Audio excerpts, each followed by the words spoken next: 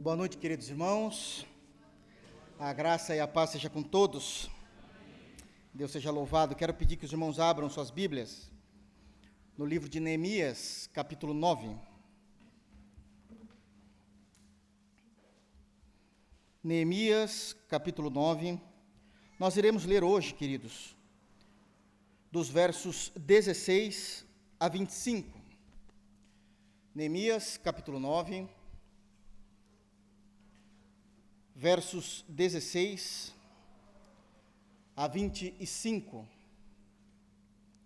e nós iremos analisar e continuar analisando essa oração que os queridos irmãos fizeram diante de Deus, num momento de quebrantamento, de avivamento, que Deus derramava sobre toda a nação de Israel.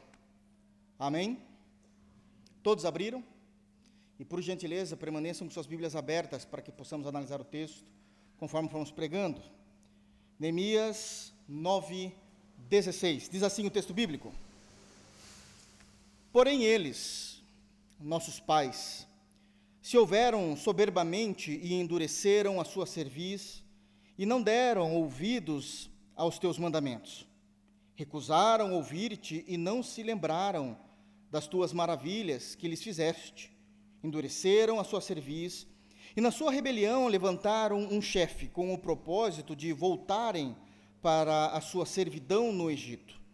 Porém tu, Deus perdoador, clemente, misericordioso, tardio em irar-te, e grande em bondade, tu não os desamparastes. Ainda mesmo quando fizeram para si um bezerro de fundição e disseram: Este é o teu Deus que te tirou do Egito, e cometeram grandes blasfêmias. Todavia tu, pela multidão das tuas misericórdias, não os deixastes no deserto. A coluna de nuvem nunca se apartou deles de dia para os guiar pelo caminho, nem a coluna de fogo de noite para lhes alumiar o caminho por onde haviam de ir. E lhes concedestes o teu bom espírito para os ensinar, não lhe negastes para a boca o teu maná, e água lhe destes na sua sede. Desse modo, os sustentastes 40 anos no deserto, e nada lhes faltou. As suas vestes não envelheceram, e os teus pés não se incharam. Também lhe destes reinos e povos, que lhe repartistes em porções. Assim possuíram a terra de Seom, a saber, a terra do rei de Esbom, e a terra de Og, rei de Bazã. Multiplicastes os teus filhos como as estrelas do céu, e os trouxestes à terra de que tinhas dito a seus pais que nela entrariam e a possuírem. Entraram os filhos e tomaram posse da terra. Abateste perante eles os moradores da terra, os cananeus, e lhes entregastes nas mãos, como também os reis e os povos da terra, para fazerem deles segundo a sua vontade. Tomaram cidades fortificadas e terra fértil, e possuíram casas cheias de toda sorte de coisas boas, cisternas cavadas, vinhas e olivais, e árvores frutíferas em abundância. Comeram e se fartaram e engordaram, e viveram em delícias pela tua grande bondade. Amém. Feche teus olhos, vamos orar. Deus soberano, é por meio de Cristo Jesus que nós nos reunimos como tua santa igreja. Lhe rendemos a glória, o louvor, a adoração. Estamos aqui para lhe cultuar, Senhor. Cantamos alegremente ao teu santo nome. Derramamos o nosso coração diante de ti. Derramamos-nos, Pai, com humildade e singeleza de coração perante o teu santo trono. E agora, Senhor, abrimos os nossos ouvidos, corações, mente, para compreender a tua palavra e o sagrado texto das Escrituras Sagradas. Transforma-nos, Senhor, a tua imagem, para que possamos continuar aprendendo contigo e sermos mais parecidos com o Senhor, conforme a imagem de Cristo. É no santo nome de Jesus que nós oramos. Amém. Queridos, nós daremos hoje continuação nessa oração que esses irmãos estavam fazendo, propriamente os levitas, juntamente com toda a nação de Israel, por conta de um quebrantamento de coração e um avivamento que Deus derramou sobre toda a nação de Israel. Sabemos que o contexto, eles estavam em festa, uma festa que foi oferecida e ordenada pelo próprio Deus, e eles estavam festejando, de acordo com o versículo de número 1 do capítulo 9, durante 24 dias. 24 dias eles estavam celebrando o Deus de Israel pela sua bondade, pela sua provisão, e todos os dias, durante esses 24 dias de festa, a palavra de Deus, em um momento do dia, ela era aberta diante de todos, lida diante de todos, explicada, e evidentemente, aqueles irmãos entenderam e entendiam a palavra de Deus e as recebia em seu coração. Até que no 24º dia, segundo a narrativa bíblica, Deus veio com poder e grande glória sobre toda a nação de Israel, trazendo um avivamento ao coração deles, quebrantando o coração deles, e imediatamente eles passam daquela festa que estavam celebrando a Deus para um momento de adoração, de pesar, de choro, porque durante esses 24 dias, a cada dia que a palavra de Deus era lida, explicada e entendida ao coração deles, eles começaram a perceber que, ainda que eles já tivessem provado da bondade e da misericórdia de Deus, haviam aspectos específicos da vida individual de cada um que deveriam passar pelo arrependimento e se consertarem diante de Deus. E agora, num grande mover de Deus, nesse avivamento que Deus trouxe a toda a nação de Israel, eles começam a orar, a buscar, até que em determinado momento, os levitas tomam a frente da situação e eles começam a orar diante de Deus. Uma das orações mais lindas do Antigo Testamento, uma oração cheia de teologia, porque em cada verso que sai da boca deles, traz com eles a teologia em que eles creem, a maneira como eles olham para Deus, a maneira como eles veem Deus. E isso vai então nos declarando e mostrando informações importantes para a nossa fé. No versículo de número 6, que é quando se inicia essa oração, eles estão focando apenas no versículo 6, no caráter glorioso de Deus, mostrando que Deus é um Deus singular, Ele é o Deus criador e Ele é o Deus que é o Senhor. E já trabalhamos muito nesse versículo de número 6. No versículo de número 7, eles vão começar a tratar o Deus que transforma, o Deus que elegeu, o Deus que chamou irresistivelmente Abraão, e agora o Deus que transforma Abraão, tirando ele de toda aquela ignomínia e vergonha de um paganismo terrível que não levaria em absolutamente nada. Na semana passada, nós fizemos a exposição dos versos 7 a 15, e nessa perícope, nesse texto dos versículos 7 a 15, o foco da oração deles agora era mostrar o relacionamento de Deus para com o povo de Israel. Como foi esse relacionamento? Como foi as obras de Deus durante toda a história?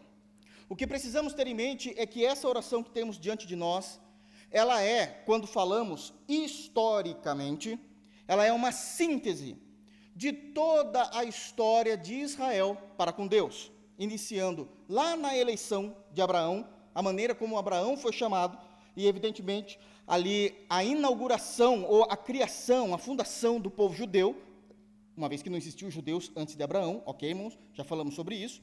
E eles vão orando até chegar à reconstrução dos muros, que é o foco do livro de Neemias. É um dos assuntos mais importantes que nós temos no livro de Neemias.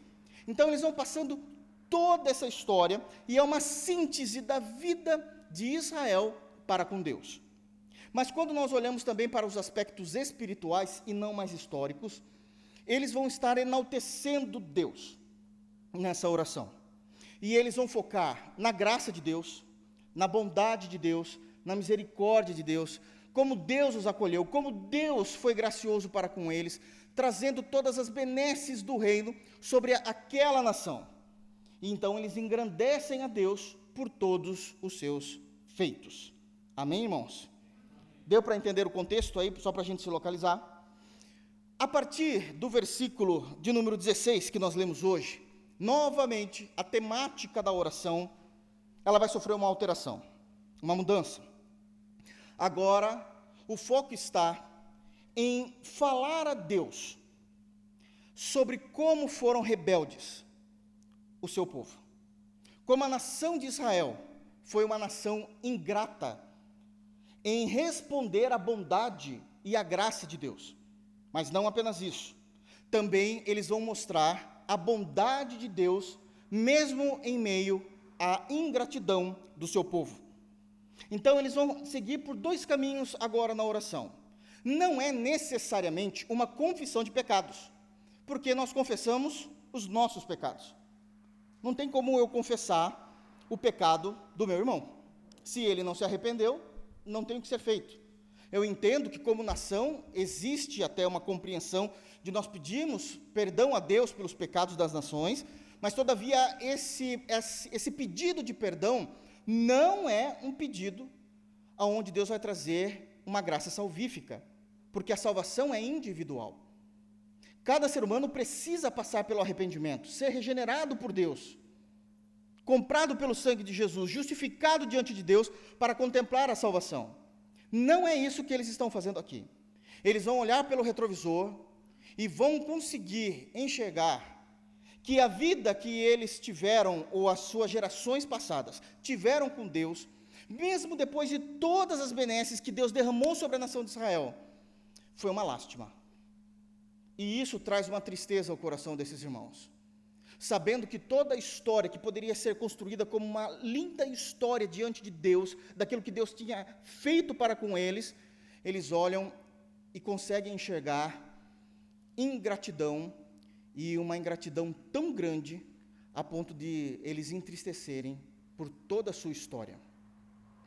Mas, ao mesmo tempo em que eles falam dessa ingratidão, eles também passam a falar da bondade de Deus em meio a essa ingratidão.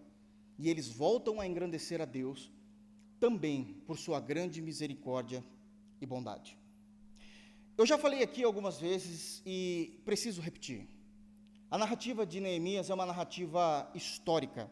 Ela não é poética, ela não é profética, ela não é uma epístola paulina, está muito longe disso. Ela é uma narrativa histórica. E qual é o entendimento de Deus para colocar livros históricos nas Sagradas Escrituras? É para que a gente entenda e aprenda com a história. A história, ela precisa ser compreendida, entendida, para que nós não venhamos a cair no mesmo erro de pecar como esses irmãos, de cometermos os mesmos erros. Isso é de extrema importância, o porquê existem esses pontos e esses textos históricos nas Sagradas Escrituras. Quem fala isso não sou eu, é a própria Bíblia. O apóstolo Paulo, em 1 Coríntios, capítulo 10, versículo 11, ele diz exatamente isso, que todas estas coisas sobrevieram sobre eles como exemplos e foram escritas para o nosso preparo, porque eis que os fins dos séculos está chegando. Está escrito isso. Então nós precisamos analisar os textos, entender o texto, crer no texto, viver o texto e guardar no coração, para que nós não venhamos cair no mesmo erro. Amém? Dito isso, eu quero que os irmãos observem novamente comigo apenas o versículo de número 16, somente lembrando, isso é importante para a compreensão do texto. Dos versos 7 a 15, eles estão falando do relacionamento que Deus tinha com Israel, como esse relacionamento foi um relacionamento vivo, profundo, como Deus buscou esse relacionamento e formou esse relacionamento para com Israel. E quando chega no versículo de número 16, é dito o seguinte, leiam por favor comigo. Porém eles, nossos pais, se houveram soberbamente e endureceram a sua cerviz e não deram ouvidos aos seus mandamentos. Existe uma quebra de compreensão e a maneira como o autor está escrevendo, porque tudo aquilo que Deus faz é perfeitamente santo, é gracioso, e ele vem como numa tacada só, como num fôlego só, escrevendo do 7 ao 15 todas as obras maravilhosas de Deus, gloriosas de Deus, até que ele chega no versículo 16 e ele vai tratar agora com o povo, porque o relacionamento do 7 ao 15, o tempo todo parte de um Deus ativo, que abençoa o seu povo, e ele vem discorrendo todas as maravilhas, sem titubear. Quando chega no versículo 16, ele vai falar da nossa reação para com Deus, e ali muda o tom. e aquilo que estava acontecendo de forma graciosa, é como se um carro viesse a 200 km por hora, e de repente, o condutor pisa no freio, pela resposta em que é recebido por parte do seu povo. E aqui nós precisamos analisar algumas informações importantes que aconteceram quando todo Israel estava lembrando de como foi o seu histórico para com Deus. Em primeiro lugar, a desobediência clara para com a palavra de Deus. Entra-se o homem e nós já vimos a desobediência. Uma desobediência deliberada para com Deus. Percebam como o texto escreve a respeito disso. Deus ele vem construindo a sua história com o seu povo. Ele se mostra como um Deus singular, criador, Senhor sobre a vida deles, que derrama bênção sobre a vida deles.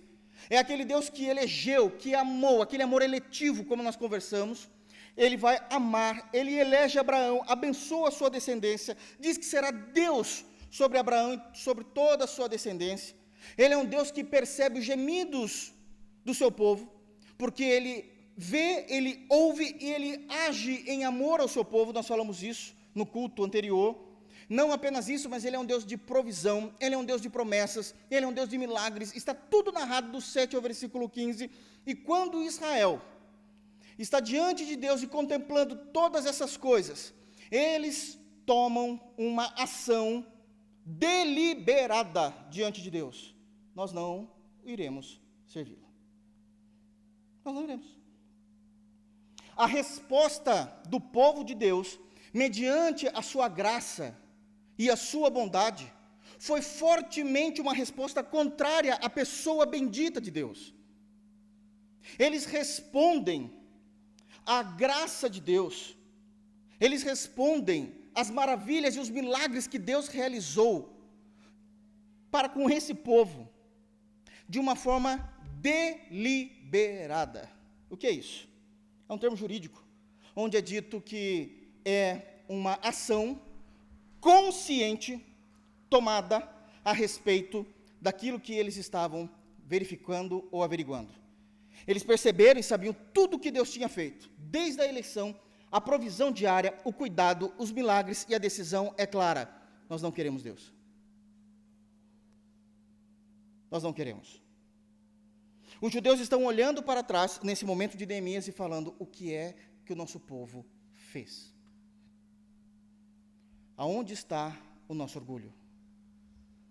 O nosso histórico não é bonito, é o que eles dizem. Nós nos armamos contra Deus. Nós deliberadamente decidimos, conscientemente, desrespeitar e não obedecer, não se submeter diante de Deus. É uma resposta fria, calculada, dura e consciente. Nós não queremos. Existem 3 reações do povo diante da graça e da majestade de Deus. O versículo número 16 diz que os pais se houveram soberbamente. É a primeira reação do povo de Deus mediante a sua graça maravilhosa. Eles agiram de forma altiva. Se tornaram orgulhosos. Começaram a agir para com Deus, não é diante dos irmãos. Eles agiram para com Deus de forma arrogante. É o que o texto está dizendo, de forma altiva. Se colocaram acima dos próprios planos de Deus para a nação de Israel. De forma clara. Começaram a compreender que os desígnios de seus próprios corações e seus desejos estavam acima e eram melhores do que os planos de Deus para a nação, para a aliança que Deus tinha com eles. Começaram a defender e a discutir entre eles que aquilo que eles decidiam, aquilo que eles amavam, aquilo que eles gostavam, era muito melhor, era superior, era muito mais eficaz do que os planos que Deus tinha para eles. Não estranhem, queridos, porque eles não são os únicos a fazerem isso. Nós também fazemos isso, e se não tomarmos cuidado, fazemos isso diariamente. Quando a palavra de Deus nos ensina caminhos que devemos andar, caminhos que devemos seguir, mas nós colocamos as nossas vontades, os nossos caminhos, o nosso conhecimento, a nossa experiência acima da palavra de Deus. Deus olha para pessoas que pensam dessa forma, e Deus nos vê como seres altivos, arrogantes, achando que nós conseguimos resolver, tratar, evidenciar, decretar soluções e ações que vão contra a sua palavra, mas no nosso íntimo nós achamos, Deus não consegue resolver isso melhor do que eu. Eu tenho capacidade, habilidade, conhecimento, nós não discutimos essas questões. A questão é que quando nós aceitamos a Cristo e vivemos em amor a Cristo, nós nos submetemos à palavra de Deus. E aquilo que a palavra de Deus nos fala é o norte para a nossa vida. Essa é a primeira reação que eles têm diante da bondade e da graça de Deus. Eles continuam, o texto continua dizendo, eles se houveram soberbamente e endureceram a sua cerviz. Endurecer a cerviz é não conseguiram olhar para Deus. Eram pessoas teimosas, insubmissas, que não queriam ser guiadas por Deus. A expressão dura cerviz, ela é usada em duas situações. As duas são com animais. A primeira é com o boi. Quando o boi ia trabalhar no campo, para o dono da fazenda nesse período da história, e isso também chega até o primeiro século, e existe isso até hoje no interior do nosso país, com certeza, e o boi, ele é aparelhado para começar a abrir o rasgo na terra para a plantação, e depois que ele é aparelhado, vem então o dono do boi, ou aquele que vai conduzi-lo, e ele empaca. E como é que ele vai empacar? Ele vai forçar a sua coluna dorsal aqui também, e ele não vai mexer nada. A cerviz é da cervical, então ele vai ficar duro, e não segue aquele que está tentando o conduzir. Essa figura de linguagem também, ela é utilizada para o porco. Se os irmãos lembrarem do animal, os irmãos vão lembrar que o porco, ele não tem facilidade de olhar para cima. Ele tem uma dura cerviz. Ele não consegue olhar com facilidade para cima. A cervical dele é extremamente contrita, dura, fechada. Ele sempre olha para frente e só consegue levantar um pouquinho o rosto. Ele não tem a mesma facilidade de um cachorro. Vocês já perceberam isso ou não? O porco não tem essa facilidade. Então, o porco é um animal, de fato, biologicamente, não é espiritualmente não, mas o porco, biologicamente, é um animal de dura cerviz. E isso está, então, nos ensinando duas lições nessas figuras de linguagem. Que a nação de Israel, ela não queria ser guiada por Deus como um touro bravo, e não conseguia olhar para cima para contemplar a Deus como um porco. Isso fazia deles uma nação de dura cerviz. Não querer ser direcionados por Deus e não queriam olhar para Deus. Isso muda tudo. E como isso dificulta?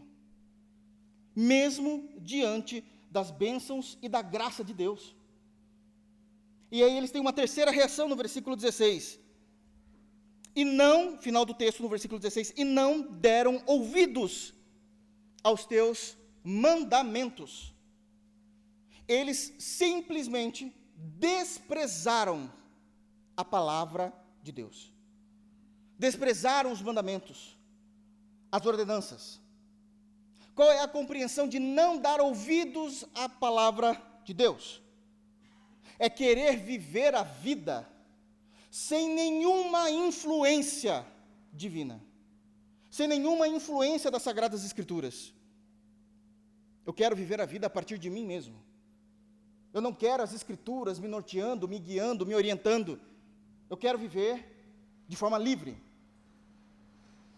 Tudo isso porque realmente a primeira reação deles à graça bendita de Deus foi uma desobediência deliberada à sua palavra. Uma desobediência deliberada. Percebem como a ingratidão vai se formando na oração? É isso que eles estão dizendo. O nosso povo foi ingrato com o Senhor. Mesmo com o relacionamento que Ele teve conosco, os nossos pais foram ingratos contigo. Foram ingratos. Essa é a primeira parte, de fato, do sermão. A ingratidão de Israel. Seguindo o texto, versículo 17. E eles continuam ainda em oração dizendo, uma vez que eles não deram ouvidos aos mandamentos, versículo 17, recusaram ouvir-te e não se lembraram das tuas maravilhas que fizestes. Recusaram ouvir-te e não se lembraram das tuas maravilhas que lhe fizestes. Em segundo lugar, uma orientação importante aqui. A ingratidão notória para com Deus. O versículo 17 é claro em dizer que eles não quiseram ouvir e nem fizeram questão de trazerem à memória e de se lembrarem as maravilhas que Deus realizou na história da sua nação, na história do seu povo. A resposta deles, as maravilhas que Deus realizou do povo de Israel, foi uma resposta de total descaso e desprezo pela bondade e graça de Deus. Desprezo. Não importa o que Deus fez, é o pensamento deles. Isso não tem peso na minha vida. Como é que é? A história de vocês foram mudadas o tempo todo. Deus guardou vocês o tempo todo, proveu o tempo todo, amou vocês o tempo todo. E isso não tem peso na vida de vocês. E a resposta deles foi um retumbante não. Isso é ingratidão. Ingratidão é não reconhecer o bem que lhe foi oferecido. Ingratidão é não reconhecer o favor que lhe foi concedido. E eles simplesmente não reconheceram. Isso não teve peso na história de Israel. É por isso que muitas das vezes, quando nós abrimos os textos do Antigo Testamento, nós vamos ver Deus irado com Israel. Porque não havia peso na história deles, tudo aquilo que Deus havia realizado ou estava realizando. Isso é muito sério quando nós não conseguimos perceber a bondade de Deus e a graça de Deus. Tem um detalhe do versículo 21 que eu quero ler com os irmãos. Vamos lá para o versículo 21. É só esse detalhe nesse momento. Diz assim o versículo 21. Desse modo, os sustentastes 40 anos no deserto e nada lhes faltou. Esse detalhe é importante. Nada lhes faltou. Só no período do deserto, que foram 40 anos, quando eles saem do Egito, rumo a Canaã, eles ficaram 40 anos no deserto, nada lhes faltou. A provisão de Deus, o cuidado de Deus, o amor de Deus, foi total, integral para com o povo. E isso não suscitou gratidão a Israel. Não suscitou. E aqui a gente, então, também tem uma informação, e eu quero destacar aqui a respeito desse nada lhes faltou e o como nós precisamos ter cuidado com isso. Não da parte de Deus. Deus, Ele é perfeito, santo, puro, altíssimo. Saber que Deus olha para aquele povo e diz, eu não vou fazer lhe faltar nada, isso é bênção divina, é graça, é amor demonstrado. O problema não é Deus na questão. O problema é unicamente nosso. Quando Deus começa a nos abençoar muito. É unicamente nosso, queridos. Porque muitas das vezes nós não conseguimos lidar com a bênção diária de Deus. Eu explico. Sabe qual foi o problema de Israel, sabendo que Deus os abençoou de tal maneira que nunca lhes faltou nada? O problema não é Deus, e o problema não é a bênção que Deus derramou. O problema é como nós olhamos para essas bênçãos. E o ser humano, ele tem a mania, equivocada e errônea, de se acostumar com o sagrado. Nós se acostumamos. O tempo vai passando, e aquela ternura que nós tínhamos pelo Evangelho, parece que vai apagando. Aquele fogo do Espírito Santo em nosso coração, parece que vai deixando de existir. A alegria que nós tínhamos no Evangelho, vai virando apatia. Aquele sentimento que nós tínhamos de, eu vou revolucionar o mundo agora com Cristo Jesus, não há nem centelha nem no meu quarto, porque nem orar eu oro mais. Eles se acostumaram com as bênçãos de Deus. Foram 40 anos no deserto. Quando eles abriam as suas tendas pela manhã e viam o maná caído na frente de suas tendas, aquilo já não mais deixava eles em grande alegria. Já olhavam como se fosse um direito adquirido. Quem é CLT sabe do que estou falando. Direito adquirido. Não pode mexer mesmo. Agora é isso. Não conseguiam observar as maravilhas de Deus, porque sabia que Deus estaria ali mesmo, na coluna de nuvem. Ah, Jeová. Ok. À noite na coluna de fogo? Tá bom. É Deus. É Deus. Começa a tratar como algo normativo e não mais sobrenatural. Porque nós nos acostumamos erroneamente com o sagrado. Nós não conseguimos mais perceber que o maná diário é um milagre diário de Deus, provisão diária de Deus sobre a nossa vida. Quantos de nós sequer nos preocupamos e nos alegramos em agradecer a Deus toda noite por ter um teto? Já nos acostumamos com a nossa casa, por ter uma cama. É a mesma cama de sempre. É a mesma cama. O mesmo chuveiro, com uma aguinha quente, quando o tempo esfria. E a gente diz, graças a Deus pela energia elétrica. E a gente esquece que é o tempo todo Deus abençoando. Salmo 104, no versículo 29 e 30, diz algo assim: se Deus nos virar o rosto, nós ficamos perturbados. Isso é extremamente sério. Sabe por que você tem uma casa ainda hoje?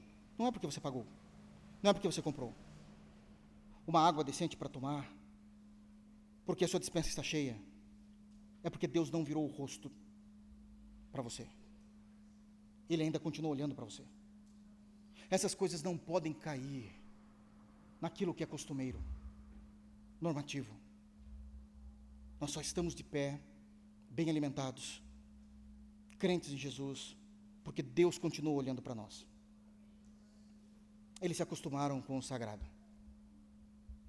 E isso não pode acontecer de forma alguma. De maneira alguma. Nós não podemos olhar para todas as bênçãos que nós temos, para tudo aquilo que Deus nos deu, sem contemplar o dedo de Deus em tudo, a graça de Deus em tudo. Esse foi o problema deles. Deus fez com que não lhe faltasse nada, porque se faltasse uma coisa no deserto, eles morriam. No deserto não tem como. Faltou, morreu. Faltou, morreu. Deus guardou eles integralmente, mas eles se acostumaram com o sagrado. Já não davam mais graças a Deus. Já era comum. É como se fosse algo natural. O amanhã vai estar lá do mesmo jeito. Como se não fosse Deus que novamente colocasse ali todas aquelas coisas, sustentando toda a nossa existência, a nossa vida, a nossa provisão. Percebem isso? A seriedade do que é acostumar com o sagrado e achar que os dias ao amanhecer é só um amontoado de dias acontecendo como se fosse apenas as leis naturais da física e não a graça diária de Deus sobre nós.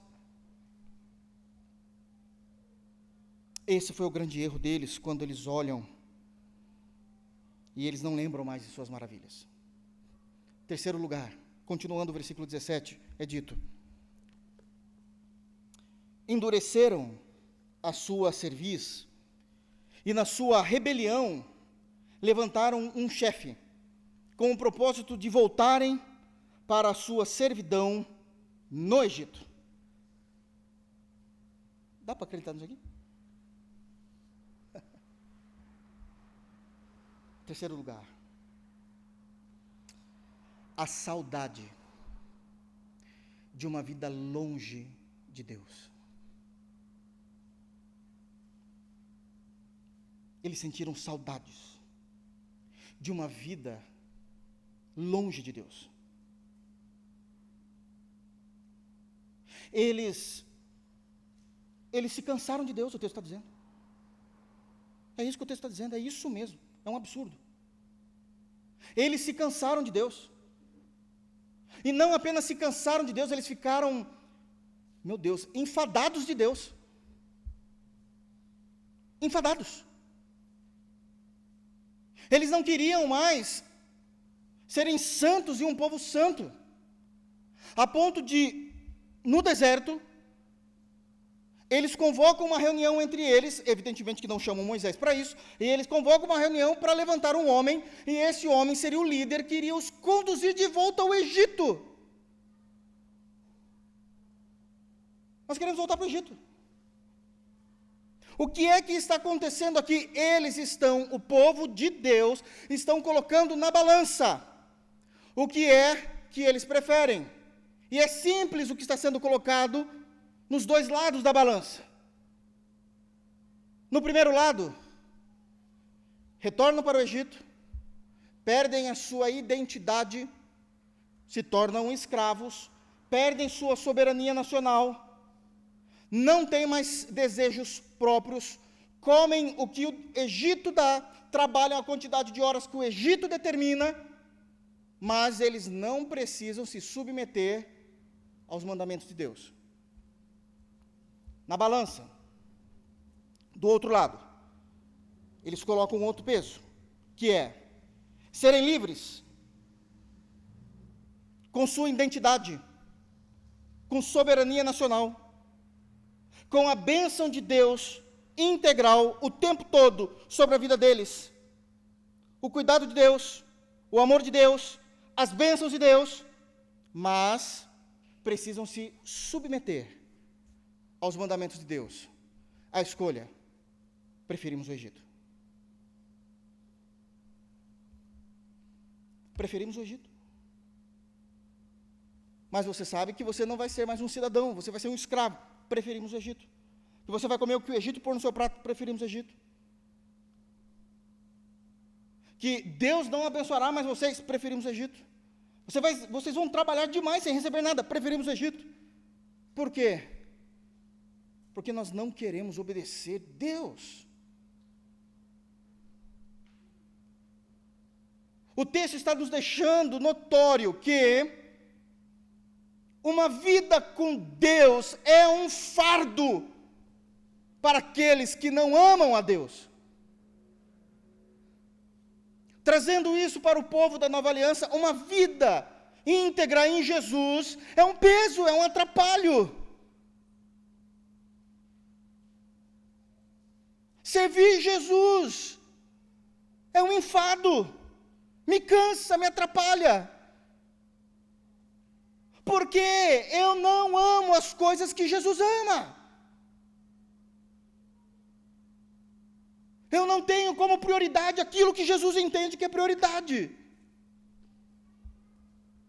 Eu não me deleito em Deus. Eu me deleito naquilo que me faz feliz. Uma vida imoral, sem princípios. De bagunça. Eu não amo a santidade, eu amo a pornografia. Eu não amo louvar a Deus. Eu amo cantar as músicas do momento, por mais depravadas que elas sejam. Eu não quero parar o meu final de semana e sentar num culto e cultuar Deus. Eu quero viver a vida. E precisamos ter consciência que existem pessoas assim. Que isso é real.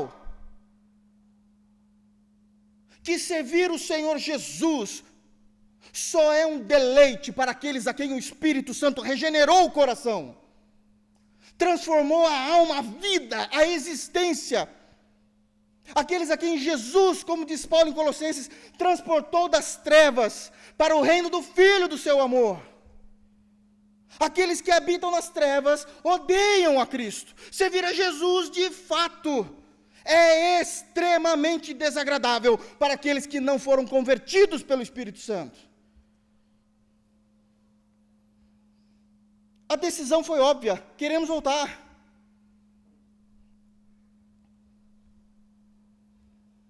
Quantos crentes estão sentados nas cadeiras das igrejas, mas o seu coração continua no mundo? Seus desejos ainda estão bem distantes dos desejos de Cristo. A sua alegria não repousa em Cristo. Não há satisfação e deleite em Deus. Quantos crentes, ou ditos crentes, no fundo do coração, num lugar que somente Ele e Deus conhecem, sabe o quanto o horário de culto, os momentos de culto, é um atrapalho para a sua existência? Quantos crentes, ou ditos crentes, se assentam diariamente em nossas igrejas?